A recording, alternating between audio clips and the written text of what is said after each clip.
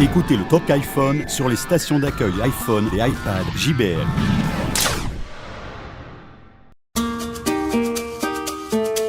Le Talk iPhone. Jérôme Colombin, François Sorel. Bonjour à tous et bienvenue dans ce Talk iPhone numéro 37, le Talk iPhone toutes les 2 semaines, toute l'actualité de l'iPhone, de l'iPod et de l'iPad. On est très heureux de vous retrouver. Bonjour Jérôme. Bonjour François, bonjour à tous, bonjour à Laurent qui est avec nous pour la totalité de ce Talk iPhone. Salut Laurent. Bonjour à tous. Laurent qui, vous le savez, est le rédacteur en chef du site iPhone.fr, iPhone.fr, le site qui est partenaire du Talk iPhone. Alors, au menu, les amis, de ce Talk iPhone numéro 37, on va encore parler de l'iPhone 4S avec des bugs qui semblent pointer leur bout du nez de ci, de là, on a l'impression. Il aura fallu attendre un peu, quelques semaines, mais c'est vrai que semaine après semaine, on voit apparaître les petits défauts de l'iPhone 4S et aussi même un peu d'iOS 5. On parlera aussi tout à l'heure un petit peu de Siri, qui pourrait peut-être arriver sur l'iPhone 4. En tout cas, c'est ce qui se trame sur le web. La reconnaissance vocale, donc. Et puis une petite sélection d'applis, sélection que nous avons faite avec le site iPhone.fr. Soyez les bienvenus, c'est parti pour ce nouveau Talk iPhone. Et avant de rentrer dans le vif du sujet, un mot quand même sur notre répondeur, sur la possibilité que vous avez, quand vous le voulez, à tout moment, de nous envoyer vos messages directement pour qu'on puisse après les diffuser dans le Talk iPhone. Vos messages vocaux, c'est ça un peu la spécificité, l'originalité du Talk iPhone, c'est que vous vous exprimez, vous laissez votre message et on le diffuse. Comment faire ? Eh bien c'est très simple, c'est par mail. Vous nous envoyez votre message vocal que vous avez enregistré avec la fonction dictaphone de votre iPhone. Attention, pas plus de 30 secondes, parce qu'après c'est trop long, vous essayez de concentrer ce que vous voulez dire, que ce soit une question, ou alors une astuce, ou alors, pourquoi pas une critique concernant l'iPhone ou le Talk iPhone, n'hésitez pas. Ou un message d'amour, on les prend aussi. Un message d'amour, enfin là, à ce moment-là, plutôt les demoiselles, parce que bon, on est d'accord, et vous nous envoyez ça, donc, tout simplement à l'adresse suivante, répondeur@lachaînetechno.com. Répondeur@lachaînetechno.com, on en sélectionne, vous le savez, toutes les 2 semaines, d'ailleurs, le premier répondeur, ça sera dans quelques instants. Bon, alors on attaque avec ces bugs de l'iPhone 4S et d'iOS 5 qui apparaissent semaine après semaine. Et d'abord celui que tu avais levé. Françoise, je te rends un hommage dans ce Talk iPhone. Merci. Tu avais été le premier à signaler qu'il y avait un problème au niveau des SMS, puisque vous savez que maintenant, au lieu d'envoyer des SMS, on envoie des e-messages lorsque l'on s'adresse à quelqu'un qui a un iPod ou un iPhone. Alors, ce qui s'était passé, c'est qu'effectivement, il y a 2 semaines, lors de mon voyage en TGV, j'arrivais du mal à envoyer des e-messages. Je ne sais pas si vous en souvenez, on en avait parlé. Parce qu'en fait, on se rend compte que pour envoyer un e-message, il faut avoir une connexion data, une connexion Internet. Et quand on est à 300 km/h dans le TGV, ça ne marche pas très bien. Mais le souci que j'avais, c'était que je n'arrivais pas, rappelle-toi, à désactiver très facilement la fonction e-message pour envoyer un SMS quand un e-message ne pouvait pas partir. J'étais rentré dans les paramètres et j'avais désactivé la fonction e-message. C'est comme ça qu'on l'a retrouvé à Hendaye, au terminus, alors que tu n'y avait plus personne dans le train. Et en fait, un auditeur nous a laissé un message justement pour pallier à ce problème. On peut envoyer des e-messages sans désactiver la fonction totalement dans les paramètres. Écoutez. Le répondeur. Salut Jérôme et François, c'est Raphaël de Lyon. Alors je voulais juste revenir sur ton problème avec l'e-message dans le train dont tu as parlé dans le dernier Talk iPhone. Alors c'est sûr, quand les conditions deviennent difficiles, les SMS passent mais plus la data, donc les messages ne partent pas. Mais dans ce cas, c'est très simple de résoudre le problème. Car quand ton message n'est pas parti, il n'est pas marqué comme distribué dans l'application. Alors dans ce cas, il te suffit de tenir appuyé le message, et là, tu as une petite pop-up qui apparaît te disant « Voulez-vous l'envoyer en SMS ?» Et là tu le fais, c'est rapide et simple. Et là ton SMS, c'est devenu un SMS et non plus un e-message. Voilà, allez, bonne continuation. Voilà, la solution, ce sont les auditeurs du Talk iPhone qui nous la donnent. Cela dit, le problème n'est pas aussi simple, puisqu'il y a encore un petit problème, et encore un souci avec ce fameux e-message, François. Bon, alors Laurent, c'est étonnant parce qu'on en parlait en préparant ce Talk iPhone, tu n'as pas eu de retour concernant ce petit souci, et pourtant, moi je l'ai rencontré avec Jérôme et avec d'autres correspondants.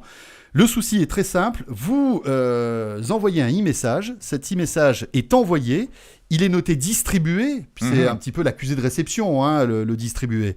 Mais la personne ne l'a pas reçu, en fait. Et ça m'est arrivé plusieurs fois, Jérôme, on s'en souvient, je t'avais envoyé 2-3 messages comme ça, mais tu ne les avais jamais eus. C'est pour ça que je suis jamais allé te chercher à la gare. Voilà, c'est pour ça, je suis resté tout seul, comme ça, etc. comme une âme en peine, sur le quai de la gare. Et voilà, donc, pourtant, les messages étaient bien notés, distribués, mais ils n'arrivaient pas. Laurent, tu n'as pas eu de retour concernant cet éventuel bug? Non, alors je garantis pas que j'en ai pas loupé sur le forum ou sur les commentaires, mais celui-là n'est pas revenu comme un problème récurrent. Bon, alors qu'est-ce que ça veut dire? Est-ce que c'est, on va dire, les défauts de jeunesse d'iOS 5 et de l'iPhone 4S? Parce qu'on peut imaginer que quand on envoie des messages comme ça, des e-messages, il y a peut-être eu des problèmes de serveur au début. Voilà, mais enfin, c'est vrai que c'est quand même embêtant. Et moi, je dois vous avouer que j'ai désactivé e-messages. Parce que j'ai justement cette petite peur du fait de me dire, est-ce que mes correspondants vont recevoir les SMS? Et comme j'envoie énormément de SMS, je prends pas le risque. Donc pour l'instant, j'ai désactivé les messages. Bon, perso, alors écoutez, je vous propose un truc. On commence une petite liste de tout ce qui va mal et pour lequel on n'a pas de solution, et puis on enverra ça à Apple. On peut envoyer ça à Apple, et puis surtout, vous pouvez réagir. Vous qui nous écoutez, si vous avez rencontré ces problèmes justement d'envoi de e-messages distribués, mais que la personne ne les a pas reçus, envoyez-nous un petit message vocal, répondeur@lachaînetechno.com. Et vous nous envoyez pas un e-message parce qu'on va pas le recevoir. Non, ce serait ballot. Non, mais quand même, il y en a certains qui doivent passer. Mais bon, pourquoi certains et d'autres pas? Bon, autre problème, l'autonomie de l'iPhone 4S. Là, c'est du lourd. Là, et là, on est quasiment avec sur les bras une espèce de nouvelle antenna gate, c'est-à-dire une affaire qui enfle sur le web. Laurent, est-ce que c'est un problème, à ton avis, logiciel, ce souci de batterie, ou est-ce que c'est un problème plus grave, comme disait Jérôme, qu'on peut peut-être associer à l'antenna gate, un problème matériel? Qu'est-ce qui remonte sur les forums? Une alerte iPhone qui arrive dans le fond. Non, ce qui remonte, c'est effectivement des soucis d'autonomie, notamment comparé à l'iPhone 4. Donc, on peut imaginer que le nouveau processeur est plus gourmand, bien entendu. On a vu aussi qu'il y avait des réglages qu'il fallait absolument faire pour éliminer certains paramètres de base d'iOS 5, donc qui peuvent toucher aussi l'iPhone 4, mais qui touchent l'iPhone 4S par défaut. Ouais. Donc, globalement, ça, c'est le premier niveau d'analyse. Après, il semblerait qu'Apple, aux États-Unis, ait contacté des utilisateurs pour leur faire envoyer des logs complets de machines qui se déchargeaient vite. Donc, on imagine que Apple va regarder un petit peu ce qui se trame, et on peut imaginer que c'est logiciel majoritairement. On peut rappeler quand même la petite bidouille à effectuer pour limiter les dégâts sur le petit réglage. Ouais, si vous voulez pas, on va dire, vider la batterie de votre iPhone, éteignez-le en fait. Donc ça, c'est la grosse bidouille. Ça, c'est la grosse bidouille, qui est quand même impactante au quotidien. C'est handicapant, mais bon, ça marche. Et sortez votre Galaxy S et vous verrez, vous n'aurez plus de soucis avec l'iPhone. Donc, non, une des solutions qu'il faut appliquer dès qu'on a iOS 5, c'est de désactiver la mise à l'heure du téléphone en fonction du fuseau horaire dans les réglages de mémoire. Ça doit être au niveau de la batterie, je sais plus, ou du GPS. Oui, ces paramètres, voilà, effectivement, il y a... c'est dans la localisation. C'est dans un sous-menu en fait. Ouais. Voilà, service de localisation et ensuite, je sais pas quoi, système. Voilà, et du coup, on va arrêter de localiser le téléphone en permanence ou très régulièrement, sachant qu'en plus, ça ne s'affiche pas, on n'est pas prévenu que c'est en train de se localiser. Donc ça évite le GPS est coûteux en autonomie, c'est évident. Moi, j'ajouterais... Alors, moi, personnellement, j'ai pas tout désactivé. Je n'ai désactivé que ça, parce qu'il y a 6 paramètres au total liés à la géolocalisation. Mais en revanche, j'ai activé l'affichage de l'icône dans la barre d'état. Ce qui me permet, lorsque je vois une petite flèche violette, de savoir que là, il est en train de tirer sur la géoloc et donc il est en train de tirer sur la batterie, quoi. Exactement. Et d'ailleurs, on remarque qu'il le fait au moment où on regarde les notifications, par exemple. C'est pour la météo. D'ailleurs, c'est un côté un peu effrayant sur Facebook, par exemple. Facebook, avec la nouvelle appli, il est tout le temps en train de vous géolocaliser, quoi. Et d'ailleurs, juste un petit paramètre. Saloperie de Facebook. Ouais, enfin, si tu veux. Tu dis des gros mots maintenant, Jérôme. Et Laurent, tu dis rien, tu laisses faire. Non, j'aime pas Facebook. Félicitations. Non, le truc, c'est que maintenant, quand vous envoyez un statut sur Facebook, automatiquement, si vous ne faites rien, il vous géolocalise en même temps. Super, génial. Alors qu'avant, c'était pas le cas. En tout cas, sur l'appli iPhone. Et vous avez, alors, lorsque vous envoyez un petit statut, vous avez une petite croix en bas à droite qui est toute petite. Et effectivement, en cliquant sur cette croix, ça vous enlève la géoloc. Mais bon, ça revient à chaque fois, quoi. Bon, enfin... Et ce qui est amusant, Laurent, c'est qu'apparemment, ce problème, on l'a découvert avant les Américains. Oui, alors, plus exactement, le contournement en désactivant la localisation permanente, c'est un sujet qui est en train de prendre de l'ampleur aux États-Unis, avec les gens qui remarquent leur iPhone 4S à une baisse d'autonomie ou pas l'autonomie qu'ils en attendaient. Et ils sont en ce moment, effectivement, alors on enregistre, en train de publier sur tous les blogs la manip à faire pour éliminer ça. Il fallait qu'ils écoutent le talk iPhone d'il y a 15 jours. Et puis surtout qu'ils lisent iPhone.fr. Hein. Voilà. Ils sont un peu à la ramasse, ces Américains, hein, quand même. Hein. Ils ont des trucs bien, les Américains, mais sur d'autres trucs, ils sont moins bien, hein, quand même. Ça, concernant l'iPhone, on est un meilleur grand débat. Il y aurait beaucoup de choses à dire, hein, effectivement. Alors, encore un petit problème au niveau de l'autonomie. Peut-être l'avez-vous remarqué aussi. Vas-y, alors je sors ma liste. Bon, alors vous sortez votre liste et puis dites-nous aussi si vous avez Cher remarqué Tim Cook. ce petit problème. Moi, je sais pas, peut-être que vous faites comme moi, mais le soir, d'accord, que le lendemain matin, mon iPhone me réveille, je suis à 100% normalement en batterie. Et alors, je ne sais pas ce qui se passe, mais depuis quelque temps, je ne suis jamais à 100%, même après 12 heures de recharge sur mon iPhone, je suis toujours en train entre 97 et 98%. Mais ça, j'avais remarqué que tu n'étais jamais à 100%. Ouais. Excusez-le, c'est Jérôme Colombin. Hein. Non, c'est vrai, moi j'ai le même problème. Oui. Mais pas tout le temps, donc c'est n'importe quoi. Mais ça m'est arrivé aussi. 97, 98, après une nuit de charge. Bon, c'est bien, on l'a dit, on n'a pas d'explication. Alors je me demande est-ce que c'est pas un problème de chargeur, parce que petit à petit les chargeurs des iPhones évoluent. Est-ce que c'est pas parce que justement on ne se sert pas de l'iPhone qui est livré dans la boîte et peut-être chargeur, que tu sais l'ampérage n'est peut-être pas forcément le même que pour le nouvel iPhone. Oui, mais enfin je pense que tu fais comme ça moi, charge, tu utilises ça charge, quoi. Voilà. Et puis en plus on utilise un chargeur d'iPad qui a un plus fort ampérage. Donc, en plus. Ouais. Bon, en tout cas, testez, dites-nous si vous avez remarqué ce problème. Encore une fois, répondeur @ la chaîne techno.com. Bon, ça fait 2 bugs déjà qu'on a remarqué. Ah non, mais la liste sera longue. Hein. Bon, il y en a encore un dont moi j'ai été victime et dans mon entourage j'ai constaté des coupures intempestives de communication. En fait, en pleine communication, on ne m'entend plus et je suis obligé de rappeler. Et cela dit, ça t'arrive même dans la vraie vie. Des fois, on t'entend plus quand tu parles. C'est amusant. Et j'ai constaté ça aussi bien d'ailleurs sur un iPhone 4S que sur un iPhone 4, les deux étant sous iOS 5. Et là, je suis désemparé, les amis. Et je pense que je suis pas le seul. Laurent ? Je confirme, effectivement, on a fait un billet sur les erreurs, les défauts de jeunesse de l'iPhone 4S, dans lequel ce cas-là revient assez régulièrement sur iPhone 4 et sur iPhone 4S, des coupures de communication.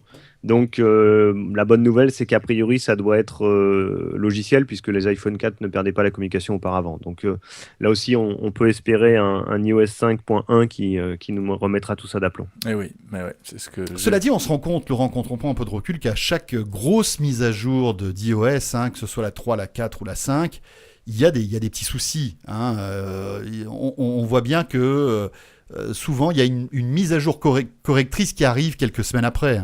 Et d'ailleurs, elle arrive, la version 5.0.1 d'iOS. On sait qu'elle est déjà dans les tuyaux puisque la version développeur est sortie, donc, à l'heure où on enregistre ce podcast. Donc pour le grand public, c'est vraiment...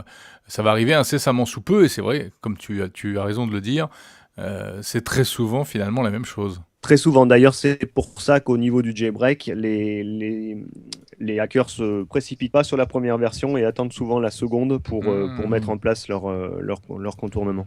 Ouh là là, tu as lancé le mot jailbreak. Ça faisait un moment qu'on l'avait pas évoqué, ce mot-là.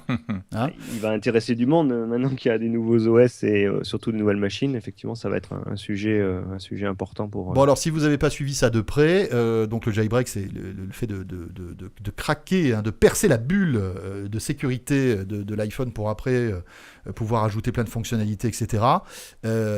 Pour l'instant, le 4S, à l'heure où on enregistre ce podcast, l'iPhone 4S et l'iPad 2 avec iOS 5 ne sont pas jailbreakables en l'état. Ou alors ils sont jailbreakables, mais je crois que si tu éteins le téléphone, si tu le rallumes, ça marche plus. Donc c'est quelque chose qu'on vous déconseille, mais il semblerait que les développeurs, enfin les informaticiens qui sont spécialisés là-dedans, vont arriver à jailbreaker l'iPhone 4S et l'iPad 2. Donc à suivre. J'imagine que ça fait partie aussi d'une des attentes de ta communauté, non, Laurent ? Même si vous en parlez pas beaucoup de jailbreak sur iPhone.fr. Non, mais le principe, c'est de se dire qu'il faut un jailbreak, ça se mérite. C'est-à-dire qu'il faut savoir ce qu'on fait quand on jailbreak. Moi, j'aime pas trop qu'on dise oui, le jailbreak, c'est appuyer sur le bouton et c'est fait. Et après, à la mise à jour suivante, les gens ils sont désemparés. Qu'est-ce que je fais? Comment je fais? Ah là là, c'est planté, etc. Donc le sujet est vraiment couvert dans le forum principalement, où il y a des experts qui peuvent en parler, qui peuvent donner leur retour et conseiller. Mais après, laisser croire que le jailbreak c'est un chemin facile, je trouve que c'est pas forcément une bonne chose pour le grand public. Ça intéresse beaucoup d'internautes d'iPhone.fr, justement, ce sujet du jailbreak. De moins en moins, alors peut-être parce qu'on en fait pas des tonnes sur le sujet. Oui, et puis il y a des sites peut-être qui sont plus spécialisés là-dedans aussi aujourd'hui. Hein. Et en outre, de moins en moins parce que les fonctionnalités originales qui faisaient qu'on avait besoin du jailbreak, on va citer les applications en 2007-2008, puis le copier-coller, puis etc., le multitâche, toutes ces améliorations, peu à peu, elles arrivent dans l'OS. Donc, la réponse d'Apple au jailbreak, c'est finalement de donner les fonctionnalités. Alors, c'est jamais assez vite par rapport à ce qu'on aimerait, mais les fonctionnalités, elles arrivent et peu à peu, il y a de moins en moins besoin du jailbreak. Oui, en fait, le jailbreak reste, il faut le dire, hein, ça reste surtout de plus en plus un moyen pour pirater, pour avoir des applications piratées non payantes, quoi. Alors, ça c'est un cas qui absolument. Alors ça, on le met de côté total, puisque ça, on refuse absolument ces sujets et on les élimine du forum aussitôt. Après, ce n'est pas que cela, c'est aussi un moyen de customiser sa machine, d'avoir des connexions qui bougent, etc. Mais pour moi, ça doit rester quelque chose qu'on fait consciemment, en sachant qu'on touche à la machine et que derrière, il faudra être capable de faire la prochaine mise à jour en acceptant de ne plus avoir de jailbreak ou de la faire par erreur et de planter la machine. Voilà. C'est vraiment quelque chose qui doit se faire en sachant ce qu'on fait. Typiquement, moi, il y avait une fonctionnalité que j'aimais bien quand mon iPhone précédent était jailbreaké, c'était l'accusé de réception de SMS, qui existe sur tous les téléphones depuis la nuit des temps, qui n'existe pas sur l'iPhone, quoi. Et donc voilà, c'est vrai que c'est ce genre de petite fonctionnalité qui manque quand même d'origine à l'iPhone. Hein. Pourquoi Exactement, ça existe sur Android, pourquoi que ça existe sur tous les smartphones et pas sur Apple? Enfin, c'est bizarre, quoi. Voilà, il y en a qui l'utilisent pour couper le Wi-Fi, etc. Pour des paramètres un peu plus rapides. Il y a un certain nombre de petits outils, effectivement, mais peu à peu, on en a vu arriver un certain nombre. On peut espérer que les derniers vont arriver. Voilà, on n'a pas été donc très tendre dans cette première partie avec l'iPhone, hein, qu'on aime bien malgré tout. Mais cela dit, on voit qu'il y a encore pas mal de choses à dire. Le constat est globalement positif, mais c'est vrai qu'il y a des bugs et on est là aussi pour les raconter et pour en parler et puis surtout voir avec vous si vous avez rencontré les mêmes. N'hésitez pas, répondeur@lachaînetechno.com, laissez-nous vos messages vocaux par le biais du dictaphone si vous voulez commenter les sujets qu'on a évoqués. Surtout, vous restez là. On revient dans un instant avec Laurent d'iPhone.fr, Jérôme qui est à mes côtés aussi. La suite de ce Talk iPhone, ce sera Siri. On a pas mal de choses à vous dire sur Siri, qui pourrait peut-être bientôt arriver sur l'iPhone 4, et puis une petite sélection d'applis aussi pour l'iPhone. Hein. À tout de suite. Bonjour, je suis Olivier Barian, responsable produits et communication chez Harman France. Vous qui suivez le Talk iPhone, je souhaitais vous présenter deux produits phares dans la gamme JBL Multimédia pour votre tablette ou votre smartphone. La station JBL OnBeat permet de brancher son iPad en mode vertical et son iTouch iPhone en mode vertical et horizontal. Horizontal pour visionner ses films, ses podcasts ou naviguer à travers ses pochettes d'albums. Enfin, vous disposez d'une sortie vidéo pour visionner l'ensemble de votre contenu iTunes sur votre téléviseur. Le grand frère, le JBL OnBeat Extreme, va vous permettre en plus de faire pivoter l'iPad en mode horizontal. Grâce à la connectivité Bluetooth, également compatible Android, vous pourrez profiter du son de votre tablette ou votre smartphone sur la station JBL OnBeat Extreme sans fil. Bien entendu, ces deux stations bénéficient de la qualité audio JBL. Le Talk iPhone. Toute l'actualité de l'iPhone et de l'iPod Touch. Le retour du Talk iPhone. Le Talk iPhone, c'est toutes les 2 semaines, toute l'actualité de l'iPhone, de l'iPod et de l'iPad, avec toujours à mes côtés Laurent d'iPhone.fr et puis bien sûr Jérôme. Je vous rappelle que vous pouvez retrouver ce Talk iPhone sur la chaîne techno.tv, sur YouTube, sur Dailymotion, sur iPhone aussi, le week-end sur iPhone.fr, bien évidemment, et puis sur les applis diverses et variées. On a l'appli iPhone, bien sûr, mais aussi l'appli Android qui vous permet de retrouver, pourquoi pas, le Talk iPhone. On a même une appli Windows Phone de la chaîne Techno. Et, oui. Et puis également sur iTunes en podcast, bien sûr. Bon, on repart avec Siri, les amis. Siri, la reconnaissance vocale sur iPhone 4S, c'est la grosse innovation. Les mauvaises langues diront même la seule. Alors Siri qui est tombée en panne quelques heures, c'était en fin de semaine. Ça c'est une première, on ne sait pas si ça va se renouveler. Tiens, et avant d'aller plus loin, on va peut-être jeter un coup d'œil tout de suite du côté du répondeur. Oui, avec un auditeur qui aime bien Siri, mais c'est ça le problème. Le répondeur. Eh bien, salut le Talk iPhone, donc c'est Romain de Lyon. Donc voilà, donc moi je me suis procuré un iPhone 4S, dont je suis très content puisque je suis passé d'un 3G à un 4S.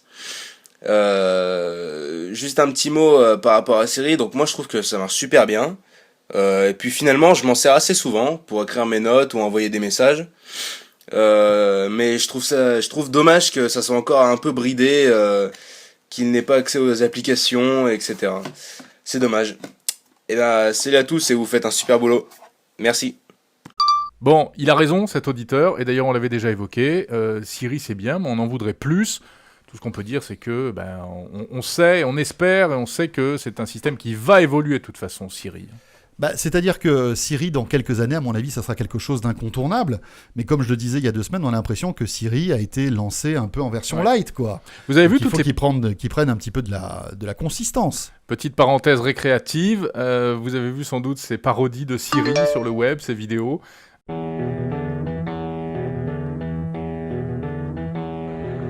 iPhone, annule le repas avec ma femme et préviens Laetitia que je serai là à 19h comme d'habitude. C'est noté. Je préviens votre femme Laetitia. Non, Laetitia c'est mon plan cul, c'est pas ma femme. Non, annule, stop. Je recommence. Laurent, est-ce que les lecteurs d'iPhone.fr se trouvent Siri indispensable ? C'est vraiment une application, en tout cas une fonction qu'ils utilisent beaucoup ? Alors, c'est peut-être encore prématuré pour vraiment juger, mais les premiers retours sont très positifs quand même. C'est-à-dire que ça devient assez naturel de parler plutôt que de taper. Mais la limite qui correspond à ce qu'on avait déjà évoqué, à savoir la différence entre ce qui est possible aux États-Unis, les recherches Internet, etc., et ce qui est possible en français, et encore, on l'a. Certains pays ne l'auront pas. Ça fait qu'il y a encore effectivement des manques par rapport à ce qu'on a envie de faire. Rapidement, les gens s'habituent et ils ont envie d'aller plus loin, mais on est limité par Siri. Néanmoins, on croit savoir que Apple prévoit pour 2012 d'améliorer le système qui lui-même est côté serveur, donc côté Apple. Donc si Apple veut faire accepter des nouvelles commandes par Siri, ils peuvent le faire. Il n'y a pas de gros souci là-dessus. Bon, après, on va dire le gros sujet de discussion en ce moment sur le web et sur iPhone.fr, on en a parlé d'ailleurs il y a 2 semaines aussi, c'est est-ce que Siri va arriver sur l'iPhone 4 ? Et est-ce que Apple va tomber dans son propre piège ? À savoir, ils ont lancé cette petite innovation marketing sur l'iPhone 4S parce que justement, les innovations étaient assez faiblardes sur l'iPhone 4S, mais on se rend compte qu'il y a plein de développeurs qui arrivent à faire tourner aujourd'hui Siri sur un iPhone 4 précédente génération, Laurent. Oui, on a vu effectivement on savait que c'était faisable. Enfin, on savait que des gens essayaient, on savait que des gens avaient réussi à faire tourner l'interface, mais ils n'avaient pas réussi à se connecter au serveur d'Apple. Depuis peu de temps, c'est possible. Donc, ils ont réussi à montrer un iPhone 4, un iPhone 4S, on a vu la vidéo, qui répondait à Siri, qui répondait vite, qui répondait quasiment aussi vite sur un 4 qu'un 4S. Donc, effectivement, la barrière technique qu'on imaginait, on n'a même pas imaginé des processeurs spécifiques pour accélérer le traitement. Manifestement, il n'y en a pas besoin. Et technologiquement parlant, Siri pourrait tourner sur un iPhone 4. Donc Apple nous a pris pour des imbéciles sur ce coup-là. Est-ce que ce serait pas une manière... on est d'accord ou pas ? Est-ce que ce serait pas une manière un petit peu de limiter l'accès au serveur d'Apple, justement, dans le cadre d'une mise en route ? Pas du tout, c'est pour inciter les gens à acheter un nouveau téléphone. J'essaie de trouver des circonstances atténuantes. Ouais, mais attends, écoute, alors si tu veux être avocat d'Apple sur ce coup-là, t'es mal barré, parce que franchement, là, c'est pas facile à défendre. Hein. Non, mais c'est pour ajouter un point positif à la lettre, tu sais, qu'on va faire à Tim Cook, donc voilà, c'était pour dire... Non, enfin, je sais pas, effectivement, c'est une hypothèse. Bien conscient que vous ayez préservé vos serveurs, nous serions ravis. Voilà, c'est ça, ouais. Ben non, mais c'est parce que si du jour au lendemain, les millions d'iPhone 4 se mettent à pinguer sur les serveurs, excuse-moi, mais il faut savoir répondre à la charge. Hein. Ouais, mais enfin bon, oui. Mais moi, je trouve ça quand même un peu gros, cette histoire de Siri. Cela dit, Siri, aujourd'hui, on voit que des vidéos sur le web, hein, on n'a pas véritablement de preuves à 100% qui fonctionnent sur un iPhone 4. Après, il faut regarder aussi, pardon, je coupe, mais il faut regarder aussi les conditions d'utilisation. Est-ce que en 3G dans la rue, l'iPhone 4 ira aussi bien que l'iPhone 4S? J'en ai aucune idée avec Siri. Voilà, c'est un peu, faut juste aller au-delin de la vidéo qui est faite en Wi-Fi, etc. Mais techniquement, ça tourne, ça fonctionne. Maintenant, est-ce que ça marcherait vraiment au quotidien? C'est une question qui peut encore se poser, mais on aura peut-être la réponse. Ah, en tout cas, eh bien, écoutez, vous savez quoi, on n'a pas mâché nos mots contre Siri jusqu'à présent, Et Siri eh bien, nous a envoyé un message. Oui, c'est vrai. Siri nous a envoyé un petit message. C'est vrai qu'on Siri... l'avait un peu malmené lors ouais, du test de l'iPhone 4S, Jérôme. Du coup, un peu énervé, Siri. Ouais. Voilà, le test de l'iPhone 4S que vous pouvez voir sur la chaîne techno.tv qu'on a tourné il y a 2 semaines, qui fait en 20-25 minutes le tour de l'iPhone 4S. Ouais. Et à la fin, il y a un petit bêtisier justement sur Siri. Et j'ai l'impression que Siri nous a envoyé un message pour se venger. Écoutez. Bonjour à tous, c'est Siri. Je voudrais dire à tous les auditeurs du Talk iPhone et possesseurs de l'iPhone 4S d'arrêter de me poser des questions ridicules du type « Veux-tu m'épouser ? Quel âge as-tu ? Connais-tu Steve Jobs ? Mets-moi les chansons de Black Eyed Peas. Si vous continuez ainsi, je me plaindrai auprès de mes créateurs d'Apple et je cesserai de fonctionner, ou pire, je vous insulterai. Je ne suis pas aussi con que vous le pensez. Merci de votre compréhension et à bientôt. » Message personnel, François, arrête de demander où habite Nathalie. Je ne suis pas autorisé à te le dire car mes fonctionnalités de localisation ne sont pas encore activées. Bon ben voilà, merci à cet auditeur qui a pris quand même de la peine, hein. Il a envoyé, enfin il a écrit tout le message, etc. Super. On voit bien qu'il a suivi le test de l'iPhone 4S. C'est plutôt rigolo tout ça. Et on se rend compte que Siri s'exprime bien, hein. Ouais, c'est pas mal, c'est pas mal. Siri développe la créativité. Bon, l'heure tourne, on va peut-être laisser un petit peu de côté l'iPhone 4S, Siri, etc. Revenir à des choses qui concernent tous les utilisateurs d'iPhone, y compris ceux qui ont encore des 3GS, versions précédentes, etc. Ouais. Avec notamment une nouvelle application, enfin une amélioration de l'application Voyage SNCF. Ça concerne beaucoup de monde, évidemment. Oui, alors l'appli Voyage SNCF, vous connaissez, le fait de pouvoir commander vos billets de train directement via l'appli. La nouveauté, Laurent, c'est que là, finalement, la boucle est bouclée, c'est-à-dire qu'on commande son billet, on le reçoit sur son téléphone, et le billet est complètement dématérialisé, il est sur le téléphone. Oui, c'est ça, effectivement. C'est une fonctionnalité qui est très attendue, c'est-à-dire qu'on pouvait commander, mais après, il restait encore à imprimer son billet ou voir aller le rechercher dans une borne. Là, en l'occurrence, le mobile fait office de billet de train. Donc, comme tu le disais, la boucle est effectivement bouclée. C'est bien ça. Et ça coûte pas plus cher ? Non, non. Non, mais non. Je pense même que ça coûte moins cher à la SNCF. Attends, c'est pas évident parce que ça n'a rien à voir, mais je vais pousser mon coup de gueule. Ah, faites attention, il y a Jérôme qui est énervé. Donc. Oui, parce que quand on achète une place de cinéma chez Gaumont ou chez UGC par Internet ou par un iPhone... Ah oui, je t'ai vu sur Twitter cracher un peu sur UGC. Ah, mais attends, ça m'énerve. 1 euro de plus par place. Non, mais on se moque de qui ? Non, mais là, je suis d'accord. Pour quel service supplémentaire ? De pas faire la queue.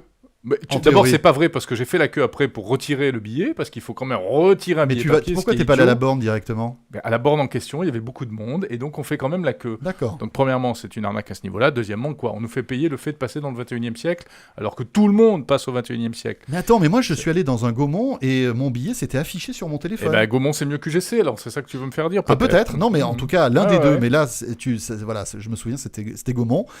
Gaumont, tu achètes ton billet, tu reçois un mail en fait avec un code barre. Voilà. Et tu le montres directement en fait à la personne qui t'autorise à rentrer dans la salle. D'abord, il faut que ce soit comme ça. Deuxièmement, est-ce que c'est un service qui vaut vraiment 1 euro de plus ? Non, mais là je suis d'accord. Mais non, évidemment, déjà que les places de cinéma coûtent une fortune, si en plus il faut rajouter 1 euro pour ne pas imprimer un bout de papier, c'est un peu scandaleux. Sinon, tu connais Mega Upload ? Non, pardon. Voilà, c'était le Talkie Cinéma. Bon, parenthèse refermée. Bon, ça, c'était pour l'appli Voyage SNCF. Bientôt, il va faire froid, les amis. Alors toi qui es en plus... pas très loin des montagnes, Laurent, tu en sais quelque chose. Et c'est pour ça que tu as fait un billet sur ces petites pastilles que tu vas clipser sur des gants et qui vont permettre de manipuler ton iPhone sans te geler les doigts, en fait. Voilà, on a tous remarqué que l'hiver, on avait un problème avec les écrans tactiles modernes, à savoir qu'ils étaient sensibles à l'électricité statique qui ne passe pas à travers les gants. Alors Jérôme s'en servait avec son nez à ce moment-là. Ça marchait voilà. Aussi. Sauf pour zoomer sur les photos. Depuis 2 ans, on voyait des séries de gants qui sortaient exprès pour les écrans tactiles, oui, etc. Moi cette année, petite nouveauté, plutôt que de racheter une paire de gants, si on est fétichiste, on adore ces gants, on peut mettre des pastilles qui vont remplacer le bout du doigt. Bon, j'ai essayé, c'est pas d'un confort fantastique, faut être très honnête. Je pense qu'il vaut mieux une paire de gants étudiés plutôt que d'aller rajouter ça, mais pour les Après, cas. quand tu te grattes le nez, tu t'écorches, non? Voilà, non, et puis c'est vrai que c'est pas très gros par rapport à un doigt, on n'appuie jamais forcément de la même manière, donc ça existe, faut savoir que ça existe, mais c'est pas forcément, si on veut racheter une paire de gants, ça peut valoir le coup. On peut mettre ça aussi sur des gants en cuir qui coûtent des fortunes, parce qu'il faut faire un trou quand même, non? Ben oui, il faut accepter de faire un trou, mais à l'inverse, si effectivement c'était des gants auxquels on tenait, c'est la solution. Ouais. Bon, c'est rigolo, c'est sympa, mais c'est vrai que c'est un vrai c'est problème, ça. C'est original, Mmh. c'est une conception originale. Et c'est pour ça d'ailleurs que aujourd'hui les fabricants travaillent même sur d'autres types d'interfaces, notamment les écrans souples. Hein. On a pu voir ça chez Nokia il y a quelques temps, Oui, François. tout à fait, ouais. Voilà, quand vous Enfin, pouvez des écrans souples, vous n'allez pas pouvoir flexibles. Vous n'allez pas pouvoir les enrouler comme des papyrus, hein, mais disons qu'ils se tordent un petit peu. Voilà, et ça permet de déclencher des actions, de zoomer, dézoomer en tordant l'action, en tordant l'appareil. Tiens, ça sera l'iPhone 22 dans quelques années. Jérôme, tu voulais parler de ce putsch signé Apple concernant Google Maps, c'est ça? C'est intéressant, c'est-à-dire qu'effectivement, Apple a décidé, apparemment, dans les prochaines versions d'iOS, si j'ai bien compris, de se libérer du joug de Google, mais pour le remplacer par un autre système, hein, Laurent. Oui, alors en fait, c'est un mouvement qu'on voit depuis 1 ou 2 ans où Apple rachète des sociétés et dans la cartographie, même s'ils achètent peu de sociétés, ils sont actifs. Ils en ont racheté, je crois que ça doit être la 2e ou 3e. Et Pas mal, effectivement, la dernière en date qui permettrait de faire comme Street View, mais dans une vision modélisée en 3D. C'est-à-dire que vous pouvez tourner autour d'un monument, alors Street View, on est figé dans la position où la photo a été prise. Ouais. Mais parce qu'en fait, c'est la société en question réalise des cartographies non plus à partir d'images satellites, mais à partir d'images réalisées par des avions. Ah oui, d'accord. Ouais, et donc avec une meilleure définition, une meilleure... Oui, parce qu'évidemment, ils sont moins hauts. Ouais. Donc on a plus de précision. C'est impressionnant, hein. C'est C3 Technologies. Regardez ça, tiens. Ça vient de Suède. Alors moi je veux bien, mais c'est vrai qu'aujourd'hui Google Maps sur l'iPhone c'est très très très efficace. Il faudrait pas qu'on perde au change. Voilà. Donc on comprend bien qu'Apple veut se séparer être de moins en moins dépendant de Google pour tout, hein, on le voit bien. Hein. Je sais pas si vous avez remarqué, moi il y a un truc rigolo, quand j'ai sorti mon iPhone 4S de la boîte, quand j'ai commencé à me servir du moteur de recherche, c'était même plus Google qui était par défaut, c'était Yahoo. Et donc j'étais obligé d'aller dans les paramètres pour remettre Google, parce que le moteur de Yahoo, alors j'aime bien Yahoo, mais je trouve qu'ils sont vraiment nuls en domaine de recherche, en moteur de recherche. Et donc voilà, donc on voit qu'ils essaient petit à petit de se séparer de Google. C'est pas facile, hein, parce qu'il y a vraiment des bons trucs sur Google quand même. Ouais. Bon les amis, on termine avec un mot sur la bio de Steve Jobs, qui est sorti il y a quelques jours de cela. Voilà. C'est le livre qu'on est tous en train de lire en ce moment, n'est-ce pas? Eh bien oui, on est obligé. On avait envie, mais de toute façon, c'est le livre, effectivement, premier aux États-Unis, 2e en France, c'est le livre de Noël. Voilà, alors... Laurent ne vous le dira pas, mais nous on va vous le dire. Quelqu'un lui a offert en cadeau, mais en version papier. S'il vous plaît. La prochaine fois, vous faites un cadeau à Laurent, surtout un livre. Sachez-le, il a un iPad. Surtout un livre qui est la bio de Jobs. Voilà. Offrez-lui un crédit pour qu'il puisse l'acheter sur e-books quand même. Ouais. Ça sera la moindre des choses. Ne répétez pas, je vais l'acheter sur e-books en parallèle. Moi, je le lis sur e-books, c'est super sympa. En plus, on peut souligner des passages, mettre des notes et tout. Non, c'est vraiment bien. Ouais, et on se rend compte que Steve Jobs, c'était pas un tendre, hein, quand même. Hein. Je veux dire, cette bio est assez impressionnante en ce sens, c'est qu'elle n'est vraiment pas, elle caresse pas du tout Jobs dans le sens du poil. Non. Vraiment. Hein. Ça, on pourra tout dire sur cette bio, mais franchement, elle est pas. Ah oui, moi je disais ce matin. Elle est pas condescendante envers Jobs. Quand il a à moitié escroqué entre guillemets Steve Wozniak, la première fois qu'il l'a fait travailler pour lui. Où il lui a pas versé la totalité de la somme qu'il aurait touchée. Enfin bon. Ouais, c'est pas joli tout ça. Ouais. Bon, voilà. En tout cas, c'est un livre, évidemment, si vous vous intéressez un peu à l'actualité de l'informatique et d'Apple, à lire. Hein. Attention, c'est un gros pavé quand même. Hein. Ah, c'est gros. Hein. Mais bon, l'avantage, c'est que sur e-book, on voit pas qu'il est gros. On voit pas. Donc, on peut le lire tranquillement, on sait pas où on en est finalement. Ouais, ça se lit comme un roman. Bon, Laurent, merci. Merci à vous. On se retrouve très vite dans 2 semaines pour un prochain Talk iPhone avec Laurent d'iPhone.fr, iPhone.fr qui est partenaire de ce Talk iPhone. Et puis je vous rappelle que vous voulez réagir sur tous les sujets qu'on a évoqués durant ces 30 minutes concernant l'iPhone 4S, concernant les applis. Allez-y, la particularité du Talk iPhone, c'est que vous pouvez réagir par des messages vocaux. Hein. Vous appuyez sur la fonction dictaphone, vous laissez votre message, attention, pas plus de 30 secondes, et vous nous envoyez ça à répondeur@lachaînetechno.com et on sélectionne les meilleurs. Voilà, et vous pourrez vous entendre dans le prochain numéro de Talk iPhone, c'est-à-dire dans 15 jours. D'ici là, salut à tous. Portez-vous bien et on se retrouve dans 2 semaines. Ciao, bye bye. Le Talk iPhone. Jérôme Colombin, François Sorel. Écoutez le Talk iPhone sur les stations d'accueil iPhone et iPad JBL.